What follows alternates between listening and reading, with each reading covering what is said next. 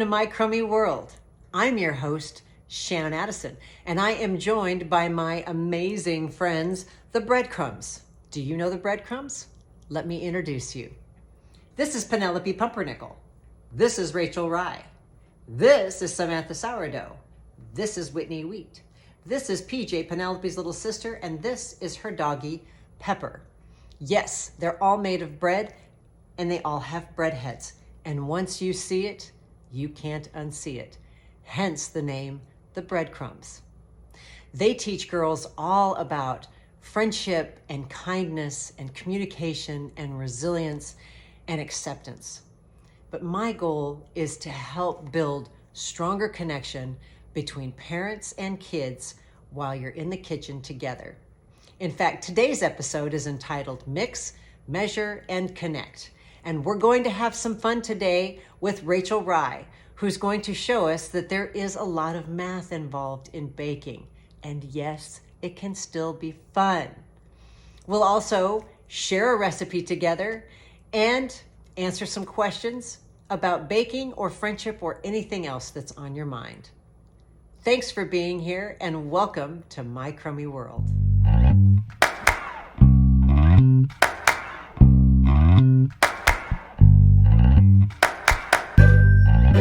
The kitchen really is a great place to connect. There are just no two ways about it. One of the things we learned during the pandemic is that families tended to gather the most in the kitchen. It truly is the heart of the home. Knowing this, I wanted to take full advantage of this precious real estate and provide parents with tools to help you have the right kinds of conversations with your kids while you're spending time together in the kitchen. So in my book, My Crummy Guide to Baking and Friendship Making, not only do I provide recipes for all the different kinds of breads represented by my characters, but I also have stories taken from either mine or my daughter's personal experiences and discussion prompts so that you can have the right kinds of conversations with your daughters while you're baking together in the kitchen. I don't know about you, but if I sat my daughter down and expected to have a conversation while she was sitting on the couch, she would absolutely, because she told me she felt like it was an interrogation. This isn't effective when you're trying to communicate. What's effective is doing something together that you love to do and having a conversation that feels natural. That's what we want to help you do. That's the goal. So in My Crummy World, we're going to navigate this together by having conversations and, of course, having fun along the way. We are so glad you're here.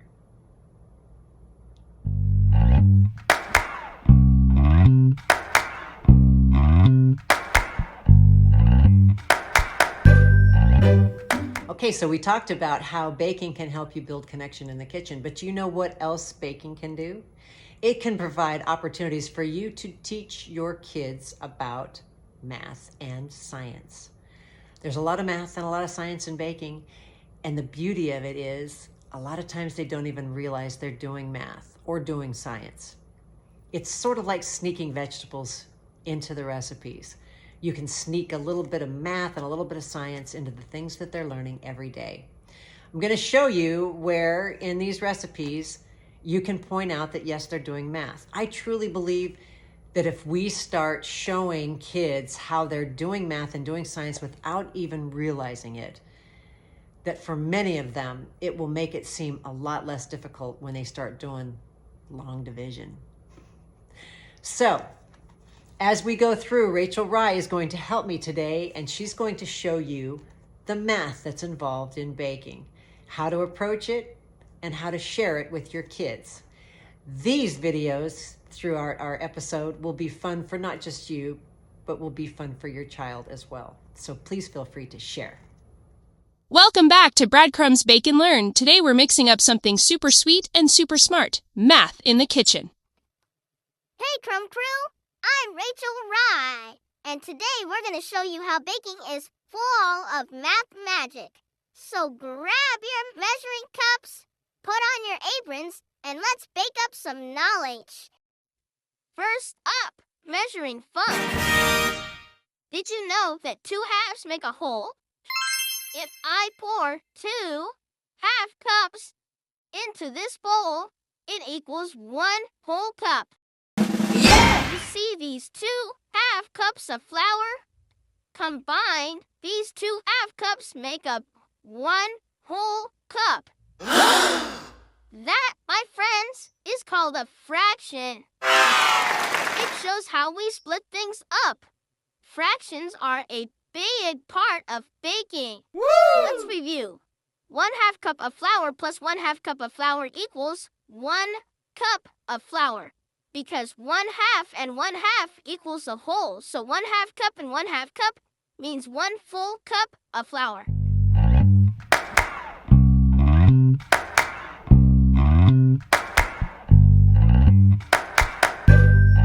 Hello and welcome to my crummy world. I am Shannon Addison and this is my good friend Sky. Say hi, Sky. Hello.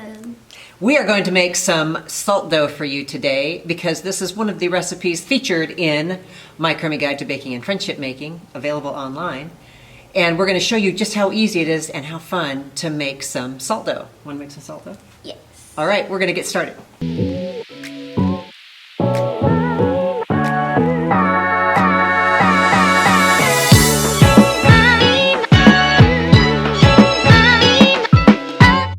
First things first. With this recipe, you need essentially 2 different cups. Now, we are going to have this recipe, not have as in H-A-V-E, half is an H-A-L-F, half, this recipe, because we don't want to make a heaping amount of dough. We're going to make a nice, small, we'll say just an easier to work with kind of dough. So typically you'll use just this cup because it calls for a 2-to-1 ratio, 2 cups of flour to 1 cup of salt and 1 cup of water. But for this recipe, we're going to do 1 cup of flour to a half cup and a half cup. So, to start, Sky, why don't you get me a cupful of flour? And this, of course, is the Penelope measuring cup. So if you look, you'll see Penelope's cute little face. Don't be shy. Don't be shy, Sky! You'll see Penelope's cute little face on there. Now let's see if I know we should have a little knife, but we're just going to do this. There we go. And we put that right on into our bowl. Very good. You've done this before, haven't you? All right, and next we're going to go to our Rachel Rye measuring cup. She is the half cup, and we're going to fill this full of half cup of salt. There we go. And we're going to add the half cup of salt. And to that, we are going to add 1 half cup of water. All right, Sky, you get to do the honors. I think you can take that without dripping it. There you go. Good job. Put her on in there. So we have our 1 cup to half cup to half cup. This is where the magic happens. And we talk about this. In fact, I have a little poem that talks about the magic mixing bowl, the magic that happens inside. This is where, guess what, Sky? You get to get your hands dirty. Dig right in and get it going. Now, how does it feel when you first start? It's kind of just wet and slimy, isn't it? That's how it usually feels when you start, but you have to stay with it. We're gonna tip the bowl up and kind of show you. See, right now it is. It's a little bit wet and slimy. Okay, let's see you get in there. Work it, Sky, work it. There you go. Now, as it starts to form and it starts to come together, this seems, for some reason, a little bit to the wet side. So I'm gonna add just a tiny little bit of flour and see if we can get that to dry up just a hair. All right, get back in there. And I promise when you finish, you will not have dough all over your hands. As it's starting to get together, it kind of is. Now this is a really interesting part of the process. This is the part that I call, we start dealing with these, what I call shaggy bits. Do you see all those little shaggy bits in there? Now there is a secret that I'm going to pass along to all of you about how you can actually incorporate all these shaggy bits and get them off your fingers. You know how you do it? Yeah. I'm gonna show you. So you take your dough just like this, and you have to go like this. You have to go like that. So, we've talked about these shaggy bits. You want to show them what these shaggy bits look like? They look like this.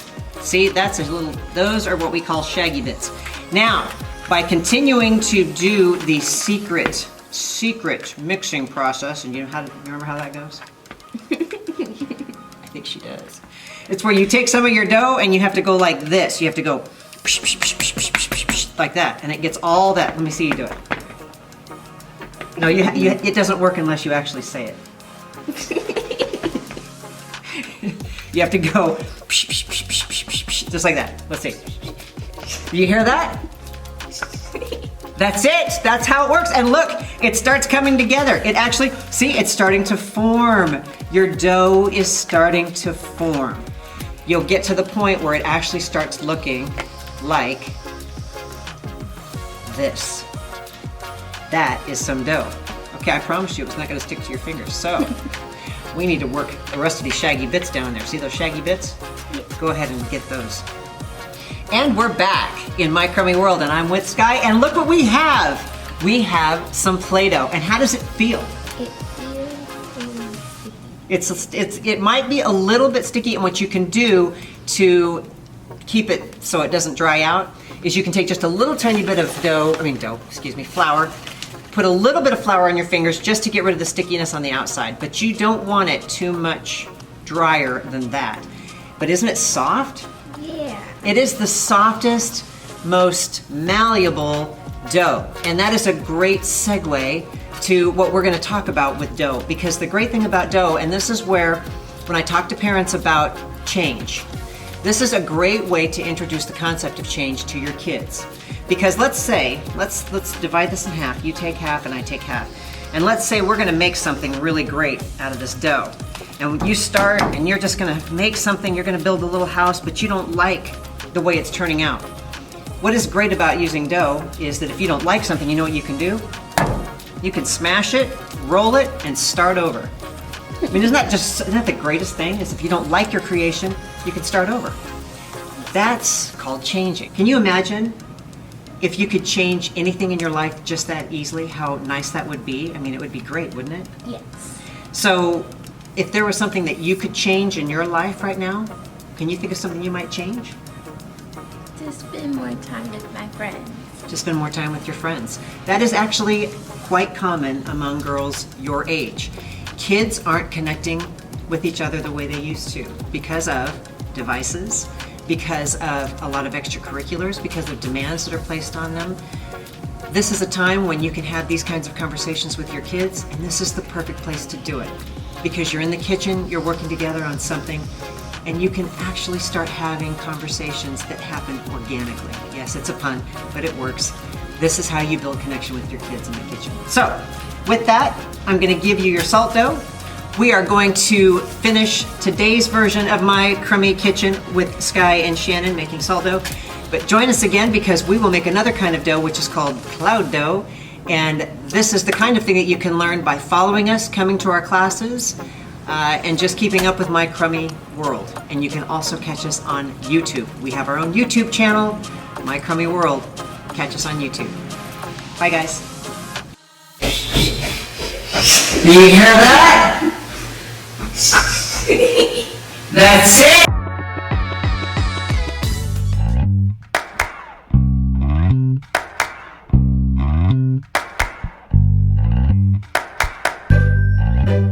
Hi, and welcome back to My Crummy World, a slice of mom life. I'm Shannon Addison, your host, and I wanted to touch on a question that I get asked with some frequency, and that is, how do you spot the signs of girl drama in your daughter? This is a difficult question to answer because for girls anywhere between 7 and 11, 12, say, preteen or tween years, if they're having problems with their friends, they may not want to come and talk to you about it. So you have to pay attention. I can tell you one way of finding out things that are going on is by paying attention in the carpool. I remember when my daughters were in middle school and I would drive them from school to swim practice or from school home, I would pay attention to the conversations that were going on in the car. If there were shifts in their friend groups or there were problems, a lot of times that information would come up in conversation in the car. And that's something that you can take and talk to your child about later on and ask if there are any problems or if there are any things going on within that friend group that maybe she would want to talk about. But you have to keep in mind, girl drama often starts quietly. A lot of times girls become a lot more reserved. They don't want to talk about it, or they become secretive, or they begin whispering with their friends. But again, by paying attention to shifts in these friendship groups, you will have some indication if there is a problem. Another really key indication is if your child does not want to go to school. And I can tell you from my experience in 5th grade, I had a chronic stomachache problem in 5th grade. My mom thought that there was something obviously going on at school, but she wasn't pinpointing exactly what it was. And it wasn't until I went to a doctor and had x-rays of my stomach only to find out that I was suffering from a case of nervous stomach did my mom and I have a conversation. I didn't want to go to school, not because I didn't like school. I didn't want to go to school because a lot of times I was afraid of what I was going to find there within my own friend group because of the drama that would take place at school. Drama sometimes that got so intense in class that I remember our poor 5th grade teacher would make us sit outside in a circle so that we could somehow find some kind of solution to the problems that we continue to have. Girl drama is going to happen. It's a matter of when, and it's a matter of paying attention and stepping in when you think it's appropriate. Girls a lot of times will not talk to you about it. It's up to you, in many cases, to take the first step and start asking the right questions.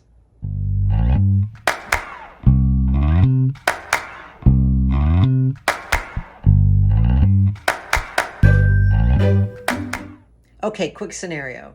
You're at home, you're busy, you have a project that you're trying to get done, you're on a deadline, and in the midst of this, your child comes up to you in the middle of the afternoon and says, "Mom, I'm so bored." What do you do?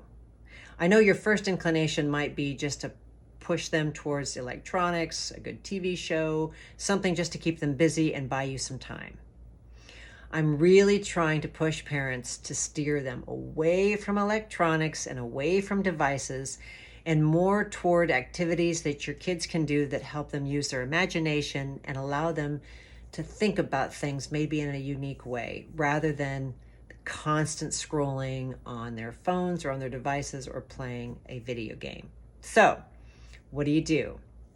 Well, a good thing is to have a supply box set aside with some crafting things that you can always turn to if you ever need it. And in that supply box, I always suggest to keep some old socks. I know you have socks around your house that are missing a pair. Take those socks and put them in your little craft drawer. And when your child approaches you and tells you that he or she is bored and needs something to do, pull out a couple of these socks and provide them with a challenge. Have them make a sock puppet or two, and then have them come up with a storyline or some kind of a skit that they can put on later as a puppet show for the family. Not only will they take the time to create the puppet, they also will have to come up with the story or the script and then practice a couple of times, and you might end up with something that's fun for the whole family and a lot of laughs. But it's a way that your child can stay busy working with their hands and doing something that's very creative. And I mean, how easy is it to come up with an old sock that you could draw eyes or attach googly eyes or little pom-poms or something, and immediately you have a puppet. This puppet is now one character in the script that they're going to write. When my kids were little, I didn't even have to use a sock. All I had to do was start using my hand, who they lovingly refer to as Handy, and hand became a puppet because kids don't need much to really lean into their own imagination. When I go to schools and I take my puppets, the minute I put my puppet on my hand and I'm around a room full of kindergartners or first graders, they forget that I'm even there. All of a sudden, it's only about my puppet. So think about how easy it would be for them to become much more inventive and imaginative if you give them some props that they can use to develop it. So again, parents, I challenge you, when your kids tell you that they're bored, there are ways that you can help them lean into their creativity and their imagination, and then spend hours really developing it in a way that's fun for everyone. I hope you'll give it a try.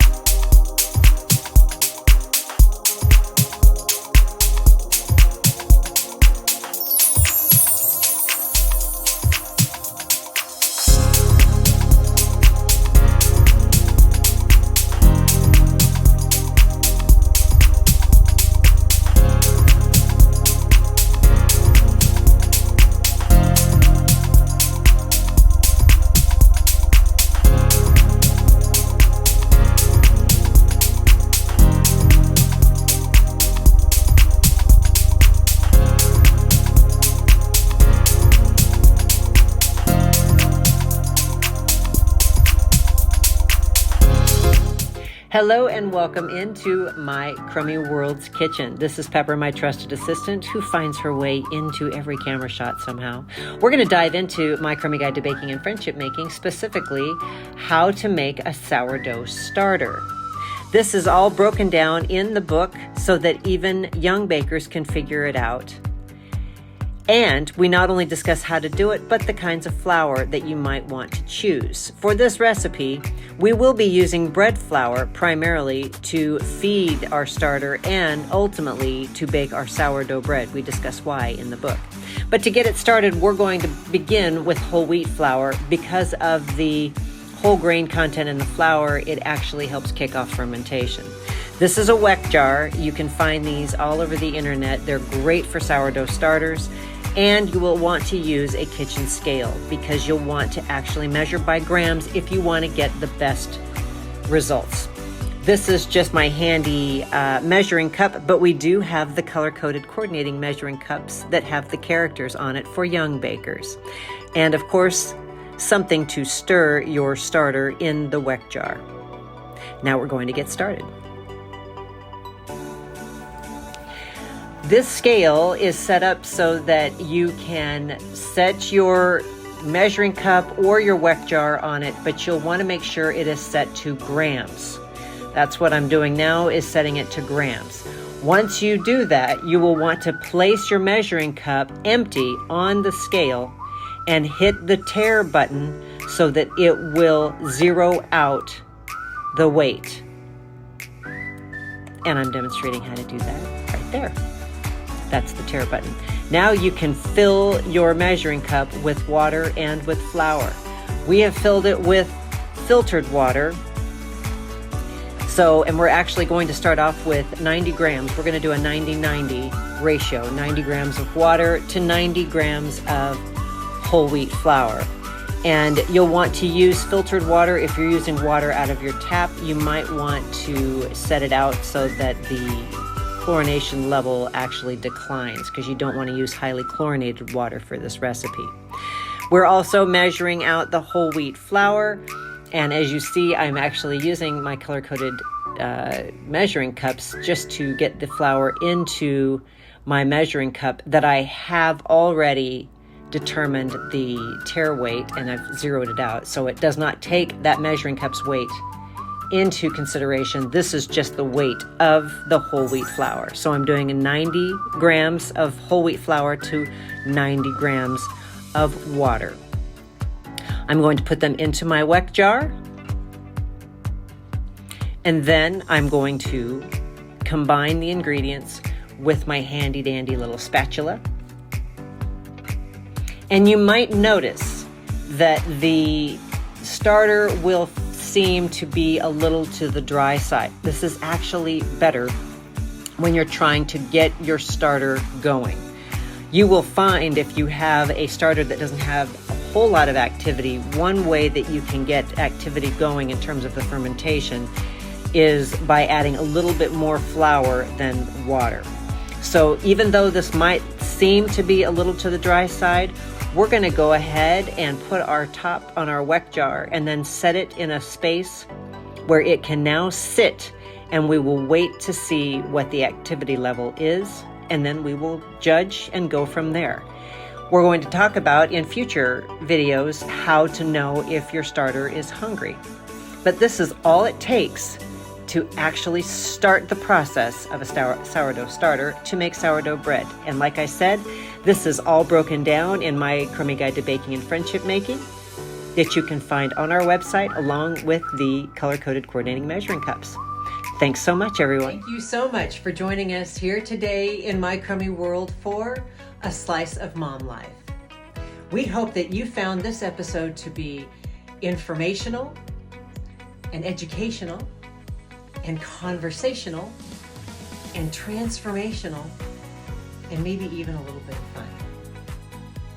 Here in My Crumby World, our goal is to provide tools and resources for parents and caregivers to build stronger connections with the kids in their lives, whether that be in the kitchen or in the car, or even on that random weekend where you find that you have some moments to spend together. It is imperative that we build stronger connections with our kids. We live in a world that is becoming increasingly more disconnected.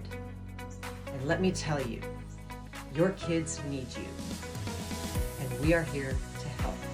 So on behalf of the Breadcrumbz, including Penelope Pumpernickel and Whitney Wheat and Rachel Rye and Samantha Sourdough and PJ Pumpernickel and her dog Pepper, we want to say thank you for spending time with us, and we look forward to taking you on another journey into the world of moms and a slice of mom life.